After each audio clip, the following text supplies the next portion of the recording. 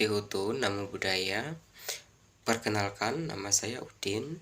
Semester 3, saya mahasiswa STAB Kertarajasa, yang dimana video ini yang bertema pelanggaran hak asasi manusia yang ada di masyarakat.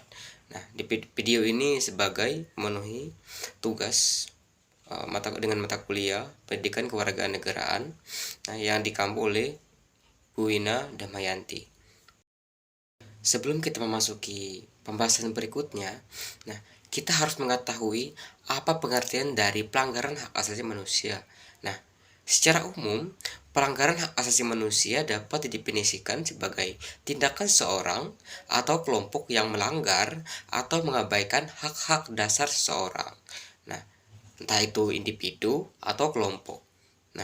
Yang dijamin dalam deklarasi hak asasi manusia secara universal maupun konstitusi negara. Hak asasi manusia di sini adalah hak-hak dasar dan kebebasan fundamental yang dimiliki setiap manusia. Tidak terlepas dari ras, warna kulit, jenis kelamin, bahasa, agama, opini politik, asal negara, kekayaan, kelahiran, ataupun status lainnya. Di dalam pemahaman hak asasi manusia tadi, selain kita menjelaskan tentang pengertian dari hak asasi manusia, di sini ada manfaat hak asasi manusia. Ada beberapa manfaat hak asasi manusia. Yang pertama ada memberikan perlindungan terhadap hakikat, martabat, dan kemanusiaan setiap orang.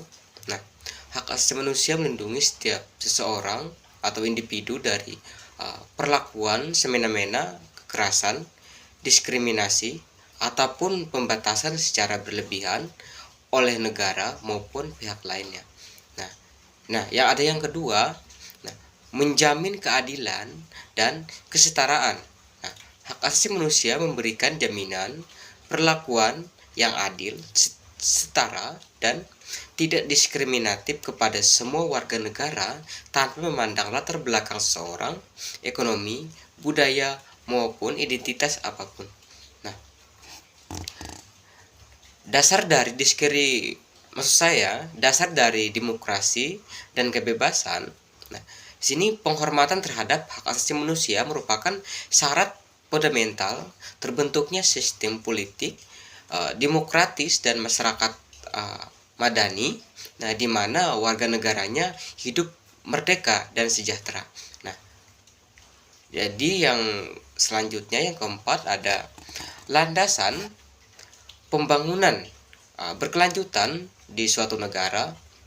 Pelaksanaan hak asasi manusia secara konsisten memungkinkan partisipasi seluruh elemen masyarakat dalam proses politik dan pembangunan, sehingga meningkatkan kemajuan bangsa dan negara. Jadi yang kelima ada prinsip universal dari standar internasional. Hak asasi manusia secara internasional sebagai sistem norma dan hukum untuk melindungi kemanusiaan dan martabat setiap orang di semua negara.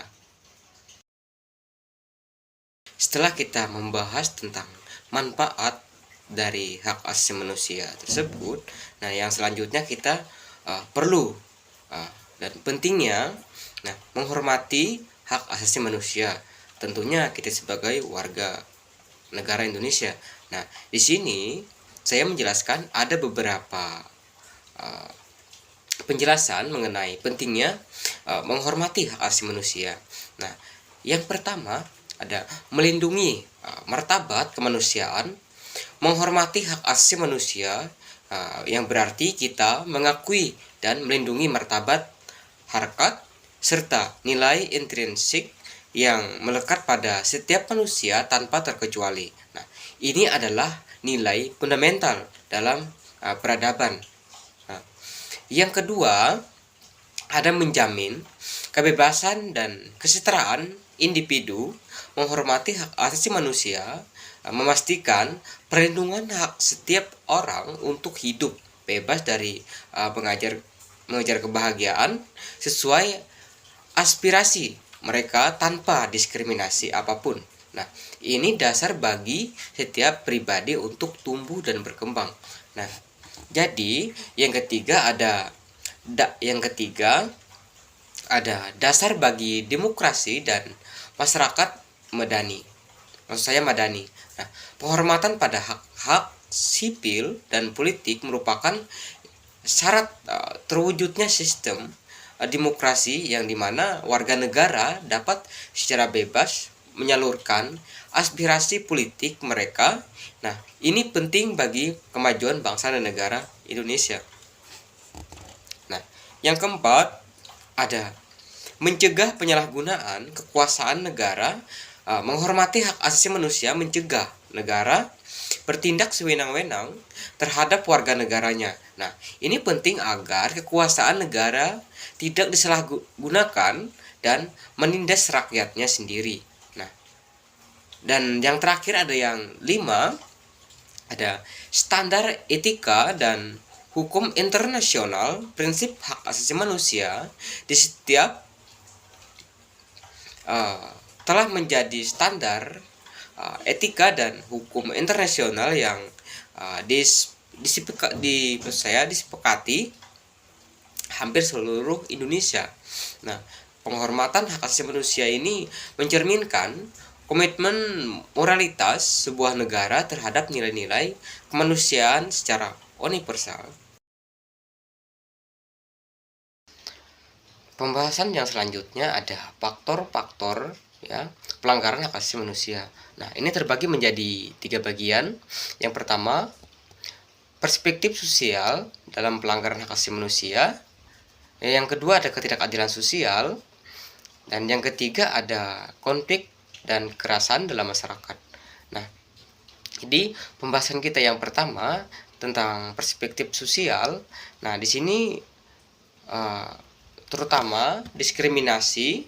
Nah, kelompok rentan pelanggaran hak asasi manusia seringkali ditunjukkan kepada kelompok rentan seperti minoritas, etnis, agama, gender, dan orientasi seksual tertentu. Nah, ini dapat mencerminkan adanya struktur sosial dan memungkinkan terjadinya tindakan diskriminatif dan intoleransi pada level masyarakat.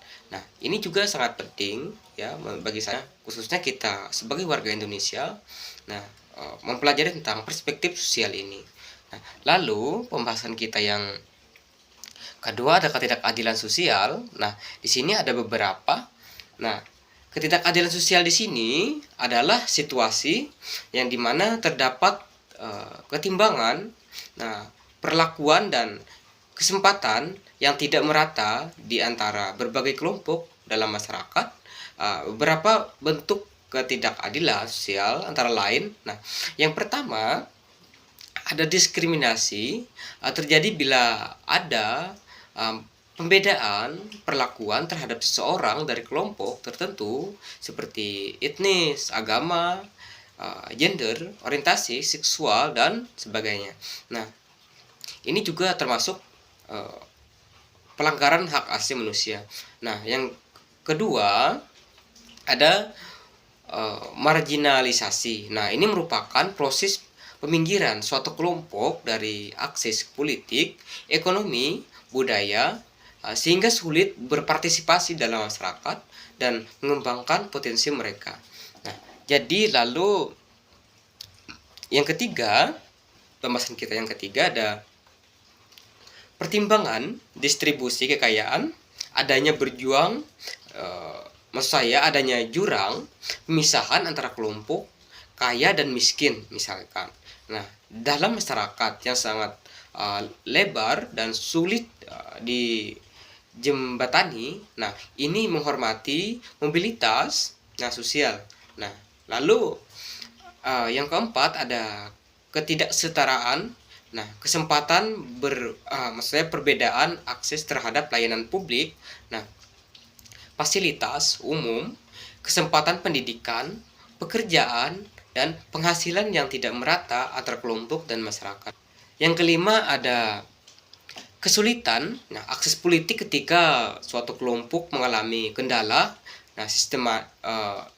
sistemik, dan struktural untuk terlibat dalam proses politik dan pengambilan keputusan publik yang mempengaruhi hidup mereka. Nah, lalu yang ketiga ada tentang konflik dan kekerasan dalam masyarakat. Pembahasan kita yang ketiga. Lalu, konflik dan kekerasan dalam masyarakat di sini ada beberapa, ya. Yang pertama ada kekerasan kriminal. Nah, kekerasan kriminal ini mencakup seperti perampokan, pembunuhan, pemerkosaan, perdagangan manusia, dan jenis kejahatan lain yang dilanggar hukum dan etika serta mengganggu keterlibatan masyarakat. Nah, lalu yang kedua ada kekerasan komunal.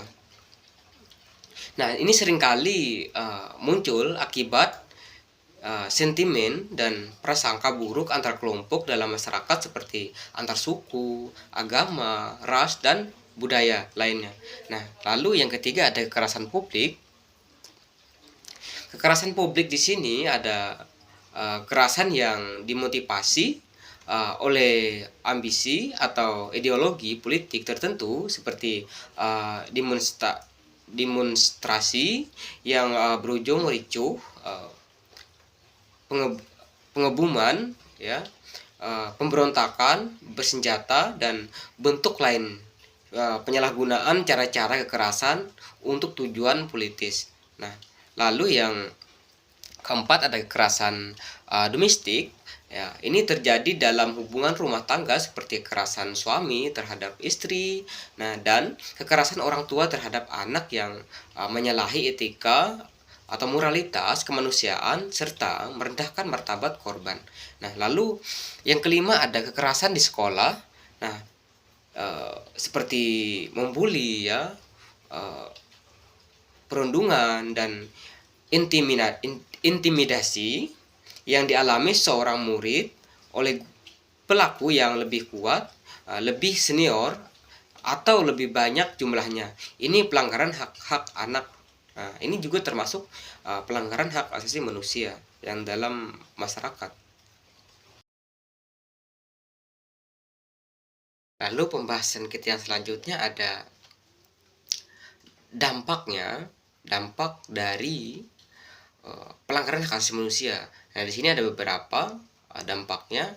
Yang pertama ada ketidakadilan sosial, lalu yang kedua ada konflik dan kekerasan, lalu yang ketiga hancurnya kepercayaan dalam masyarakat, dan yang terakhir ada dapatnya kemiskinan yang ada dalam masyarakat. Tentu kita sebagai warga Indonesia harus mengetahui dampak dari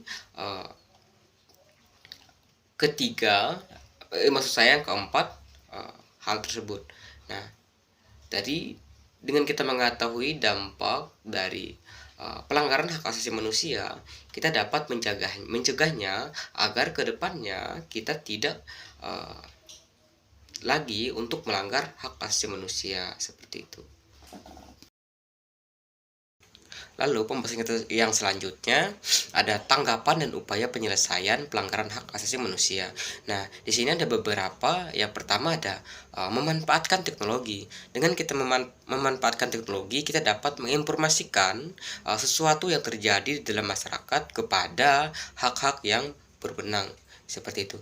Lalu yang kedua ada menjaga keadilan. Nah, dengan kita menjaga keadilan, tidak kita mengambil hak-hak orang lain, dan kita bersifat adil di dalam masyarakat. Nah, tentu kita akan mengurangi konflik yang terjadi di masyarakat, khususnya pelanggaran hak asasi manusia.